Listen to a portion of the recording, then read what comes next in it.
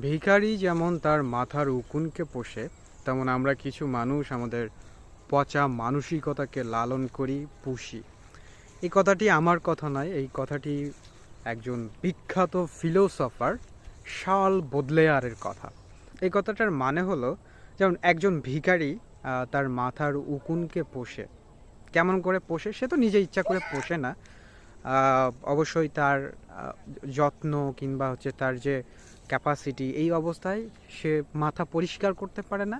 তার কারণে তার মাথায় উকুন থাকে এবং সে সেটাকে সেইগুলোকে তার অনিচ্ছাকৃতভাবেই সে পুষে যায়।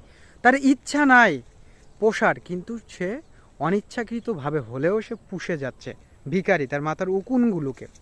তো ঠিক তেমনভাবে আমরা আমাদের পচা মানসিকতাকে লালন করি, ধারণ করি। আমাদের পোষার ইচ্ছা নাই, আমরা পুষতে চাই না, আমাদের সেই রকম আগ্রহ নাই, তবুও আমাদের পচা মানসিকতাকে পুষে যাচ্ছি। এর মানে কি? এর মানে হচ্ছে, বর্তমান সময়ে আমরা প্রত্যেকটা মানুষ, আমরা প্রায় মানুষের মানসিকতা, মন মানসিকতা, ভালো মন্দের তফাৎ করা, তারপরে সুস্থ মস্তিষ্কে একটা জিনিস ভাবা, মানুষের প্রতি মানুষের ভালোবাসা, দয়া, অনুগ্রহ, এই জিনিসগুলো আমাদের ভিতরে নাই।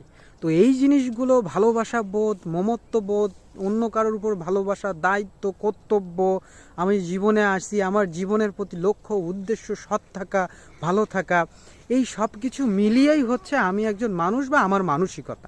এই মানসিকতা যখন পচে যায়, তখন আমি আর ভালো কিছু চিন্তা করতে পারি না। আমার দ্বারা সবসময় খুন হবে, আমার দ্বারা সবসময় চুরি হবে, লুটতরা যাবে, মানুষ ঠকানো হবে, মানুষের মন ভেঙে চুরমার করা হবে, তারপরে কি দেশের ক্ষতি করা হবে। সেটাই আমরা আমাদের পচা মানসিকতা।